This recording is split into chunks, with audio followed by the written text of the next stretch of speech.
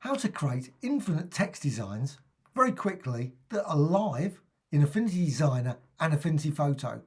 Go to the Artistic Text tool and create some text. I'm just going to go for ABC, and you'll notice it's got background color here. And with this, I can set this any size, but I can also set the individual characters with different colors. So let's just go to the Artistic Text tool and select those. And I'm going to change it to red. Now you can see I've got A, B, and C. But what I can also do is I can break this apart. I can convert this to a curve. So go to the Move tool and you can resize it, but I can also go here, convert it to curves. So once I've done that, you can see now, if you go to the Layers panel, and this is the key panel for all of this, you can expand this out and you see you've got curves, and you've got curves, but I can select these now. Just go over here, select the Move tool and select the A and the color background, and then right click and group, and repeat that with the other characters. And you can now see you've got them all in groups, which makes it very easy to select and deselect. So I can select this and move it around.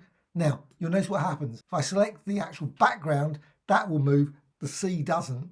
What you need to do is select the group. So select the group for the C, and then you can move it around. You can also resize it, and you can position it there. And likewise with B, just resize that. You can rotate it and do much, much more. But what you can also do is you can use Affinity Designer. Simply go to File and Edit in Designer. And the reason for that is that you can now, with this group here, you can turn it into a symbol.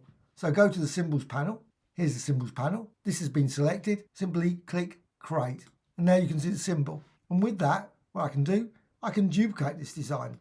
I can duplicate it multiple times. And there's symbols, so any changes will be reflected throughout. So hold down the Alt Option key and duplicate. Again, it's definitely a symbol there. It makes sense it's a symbol. If it wasn't a symbol, this wouldn't work. And now I can resize the symbol.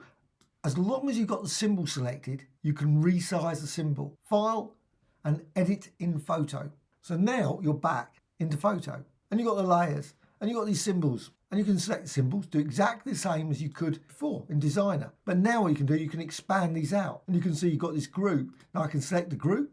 But I can also select the individual characters. So here's this one, the C group. Make certain you select the Move tool. And now with that, you can go over here and I can resize that. And as I do that, you see they all resize. You can also go and break this down even more. So go to the green. So the green, you think, oh, I want that to be not green. I want that to be pink or something. And you can change them all instantaneously, or purple. And also you can go ahead, select that. Now you can't change the font. You'll notice it's a curve. So if you decide, oh, I want Arial or Myriad or whatever, you can't change it now.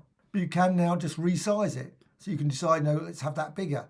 Or maybe go up here, click here, and maybe change that to red. And so on. Literally thousands of changes. As long as you're not using the symbol, but just selecting the group here, you can modify that. And you can see as you do that, you can reposition it and they will all move relative to the symbol. And of course, you can also apply other things as well. You've got here, pass through. You can always turn around and say, go with darken, and they will all change or difference. And you get a real colourful mess there when you do that. So I'm just going to go with that. But also I can set the opacity and tweak other things as well. Maybe add some effects. So just click on the B there, the curve, go down the bottom, click effect, and then make certain you select the 3D. Let's just select the 3D. And they will all become 3D. Also go for outer shadow. So click there, select that, change the radius, change the offset, and you can see as you do that, they all get the same. And if you change the angle, you can see they all change and close. Well, I hope you found this tutorial of interest. Any questions, please put in the comments below. Anything about the text, the type, how to use them in Photo, Designer, anything, please let me know. Also how to use the symbols. I've done videos on symbols, so please check those out as well. Also, please subscribe. Always adding new videos about Affinity Photo, Designer, as well as Photoshop, Clip Studio Painter and others. A like or dislike, always appreciated as well. Thank you much.